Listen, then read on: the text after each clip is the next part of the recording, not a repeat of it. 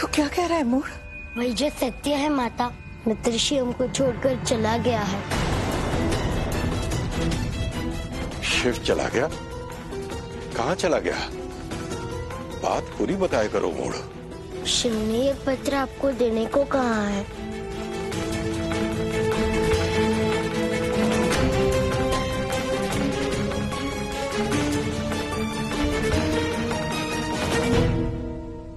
शिव ये पत्र देकर क्यों किया?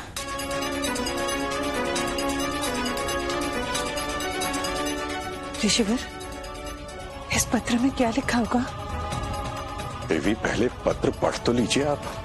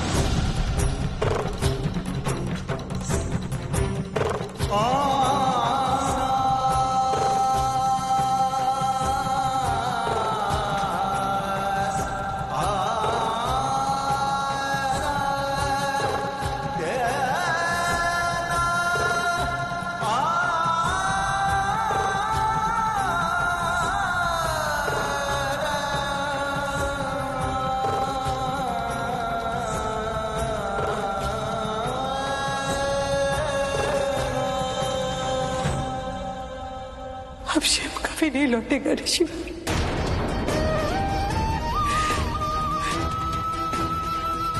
कभी नहीं लौटेगा मेरा शिव, क्योंकि शिव को कभी महादेव मिलेंगे ही नहीं। दोनों तो एक है, दोनों एक साथ नहीं उपस्थित हो सकते ऋषिवर। और यदि जिस दिन मेरे शिव को महादेव मिल जाए, उसी दिन मेरे बाल शिव का अंतिम दिन होगा, क्योंकि उसी दिन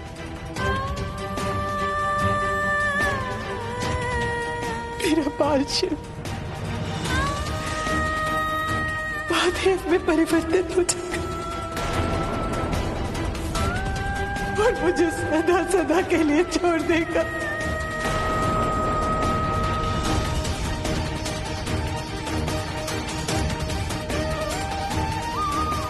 मेरा व्रत सफल होकर भी निष्फल हो गया। मैंने शिव को पाकर भी खो दिया।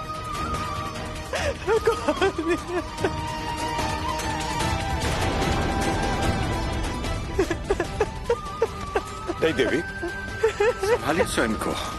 ऐसा करना उचित नहीं होगा देवी।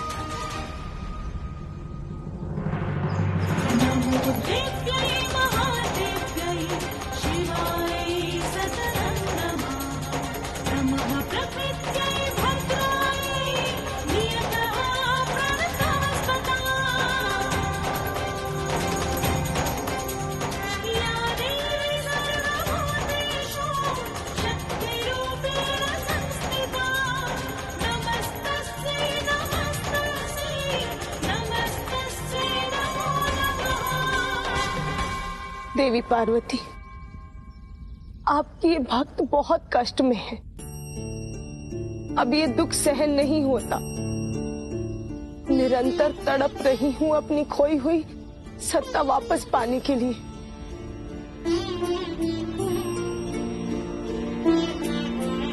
जिस तरह आप तड़प रही हैं। देवी, आपके दुखों का अंत ना तो आपके वश में है और ना ही मेरे,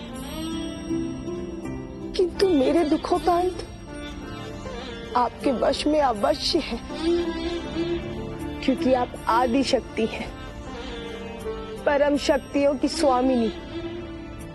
इसीलिए विनती है आपसे मेरे दुखों को दूर कर दीजिए और अपनी दया से मुझे सुख की स्वामिनी बनाकर मेरी अतृप्त इच्छाओं को तृप्त कर दीजिए देवी पार्वती। सुख और दुख जैसे पुष्प और कांटे।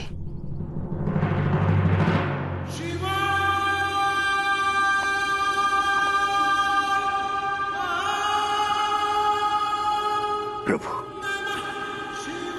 आपके चेहरे पर एकांत में भी एक स्मृत मुस्कान रहती है। प्रसन्नता आंतरिक होनी चाहिए नंदी, वो आपके अंतर्मन का भाव होती है। जब शुद्ध चेतन को अंगीकार करोगे तो किसी में कोई भेद नहीं होगा।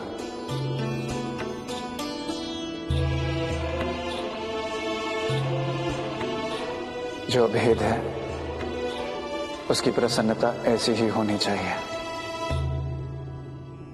महादेव, माता प्रणाम। माता महादेव, ये बात बहुत उचित प्रतीत नहीं होती। मैंने तो पृथ्वी पर यही देखा है कि जो व्यक्ति पहले से स्वयं दुखी है, आप उसे और अधिक दुख देते हैं, और जो सुखी है आप उसे दुख देते नहीं। भेद तो है ना महादेव?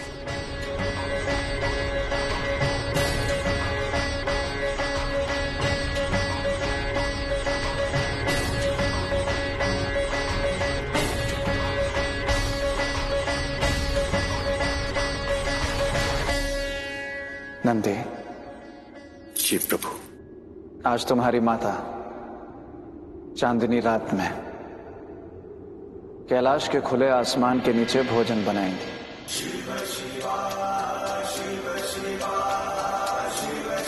क्यों गिरजा, बनाओगी ना?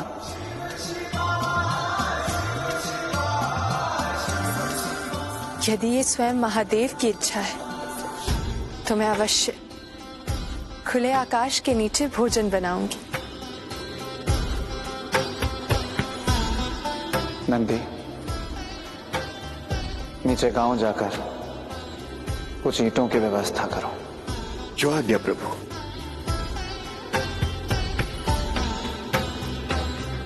आपकी अचानक भोजन की ऐसी इच्छा क्यों जाग गई महादेव?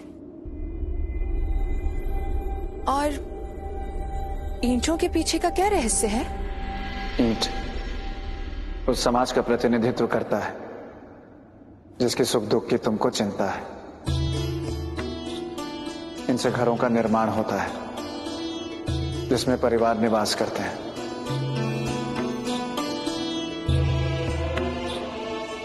समझ गई। आज जो रहस्य भरी खेल खेल रहे हैं। प्रभु,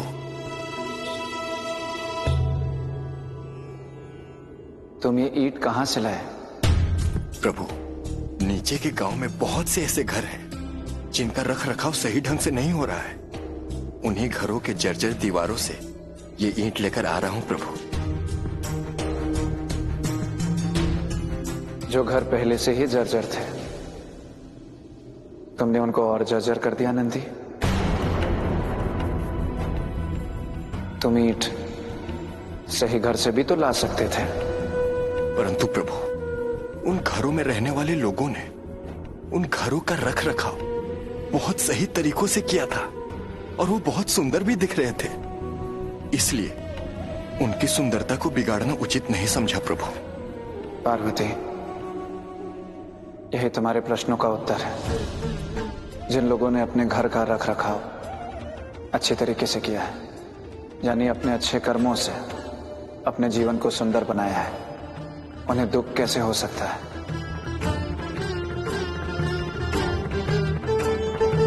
मनुष्य के जीवन में जो भी सुखी है वो अपने कर्मों के द्वारा ही सुखी है, और जो दुखी है वो भी अपने कर्मों के द्वारा ही दुखी है।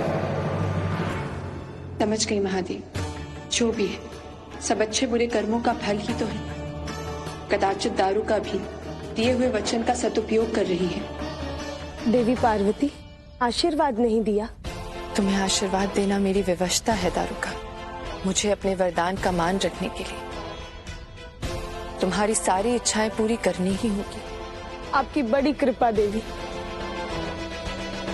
परंतु स्मरण रहे, तो मुझे अधिक समय तक अपने वरदान के बंधन में बांधकर अपने साथ नहीं रख पाओगी।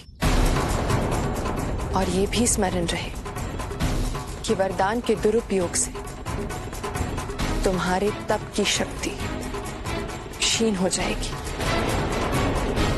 इसलिए दारुका, अपने कर्मों का चुनाव सोच समझकर करना। देवी पार्वती, मैंने चयन कर लिया है और मेरा चयन बदलेगा नहीं। मुझे सत्ता का सुख चाहिए और आपको मुझे वो सुख देना ही होगा। और मेरे साथ रहकर मुझे सत्ता सुख भोगते हुए आपको देखना भी होगा, क्योंकि आप जाएंगी तब यहां से जब मैं जाने की आपको अनुमति दूंगी, जो मैं कभी दूंगी ही नहीं।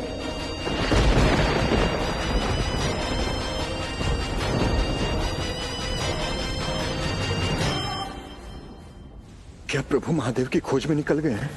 हाँ नंदी जी, और आप तो जानते ही होंगे वो कहाँ गए होंगे। शिव को ढूंढने में मेरी सहायता कीजिए नंदी जी, उसे ढूंढ कर लेकर आइए। आप तो जानते ही हैं महादेव शिव को कभी नहीं मिलेंगे, और इस खोज में मेरा बाल शिव, मेरा पुत्र केवल भटकता रहेगा। उसकी ये खोज कभी पूरी नहीं होगी नंदी जी।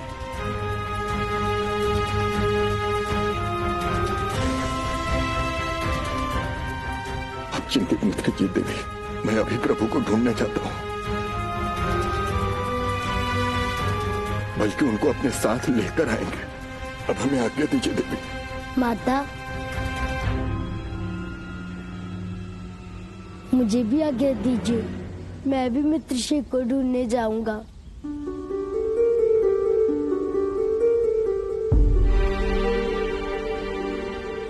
तू जाकर क्या करेगा मोर?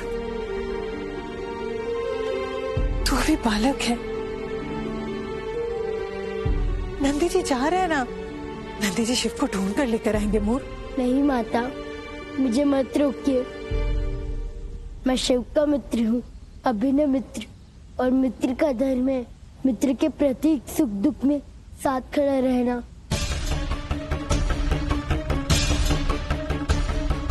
यदि नहीं जाऊंगा तो संसार में मित्र धन की मर्यादा धूमिल हो जाएगी, मेरे जीवन की सार्थकता नष्ट हो जाएगी।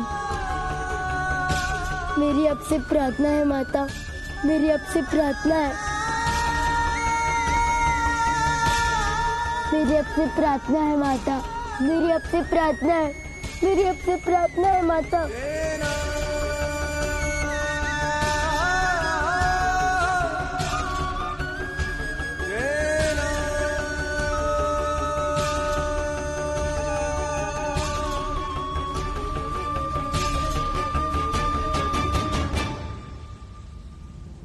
आज्ञा है।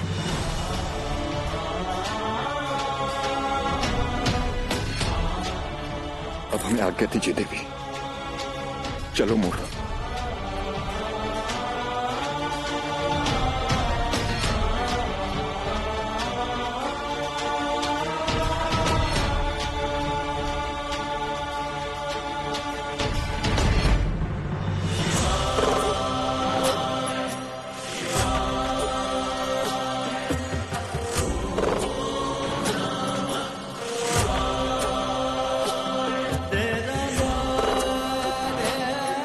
माता को मैंने कहते सुना है कि महादेव कण-कण में और मन मन में वास करते हैं, और मुझे ध्यान में भी आपके होने का आभास होता है, परंतु प्रत्यक्ष में मैं आप तक पहुंच क्यों नहीं पाता हूँ महादेव? आपने जिस बाल शिव को महादेव ना बनने देने के लिए पार्वती से अलग किया, अब वही बाल शिव पार्वती का दुख दूर करने के लिए स्वयं महादेव को ढूंढने निकला है। तो इसमें चिंता का क्या विषय है? दंडपानी। जी महाराज। तुम तो आचार्य हो दंडपानी, तो एक बात बताओ, मृग अपनी कस्तूरी को भला कभी ढूंढ पाया है?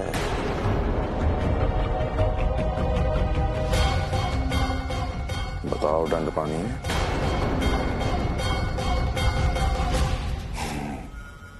सही उत्तर।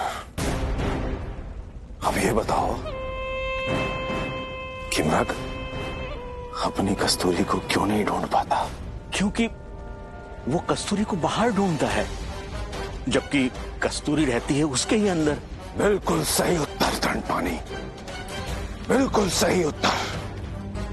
ठीक इसी प्रकार वो बाल शिव भी मृग की भांति सदैव महादेव को ढूंढता रह जाएगा।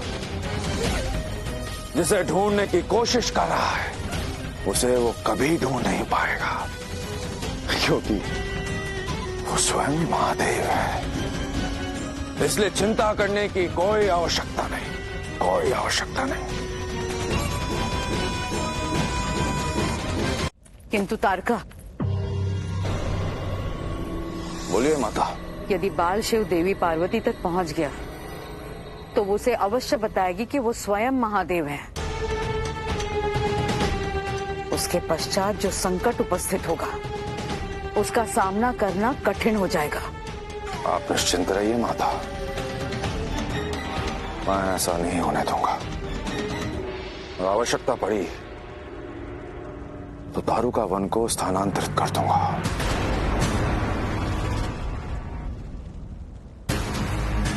कहाँ ले जाएगा तू दारुका वन को तारका? पाताल लोक माता, पाताल लोक। और जब मैं दारुका वन को पाताल में स्थानांतरित कर दूंगा तो उस पार्वती का संपर्क बाल शिव से टूट जाएगा। जब उसका संपर्क बाल शिव से टूट जाएगा तो वो दोनों मिल नहीं पाएंगे, और जब वो मिल नहीं पाएंगे तो मेरे संकट का जन्म नहीं होगा, और जब मेरे संकट का जन्म नहीं होगा माता, तब केवल मैं बचूंगा। अजर अमर त्रिलोक विजेता तारकासुर। हर हर महादेव, हर हर महादेव। नंदी जी, आप बंदाकों से कैसे ढूंढेंगे मित्र शिव को? प्रभु सदा बंद आंखों से ही दिखते हैं मुझे, और मुझे उनके यहीं कहीं होने का आभास हो रहा है।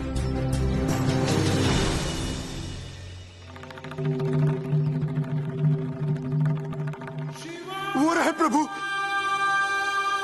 प्रभु,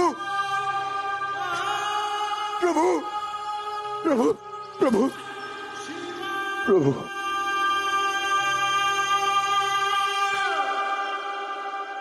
मित्र, आप सब लोग यहाँ?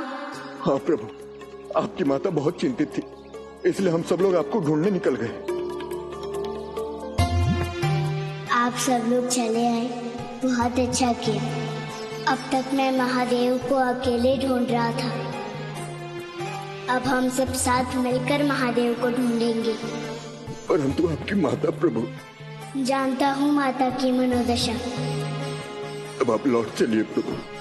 नहीं मित्र, नहीं लौट सकता। महादेव को बिना ढूंढे मैं नहीं लौट सकता।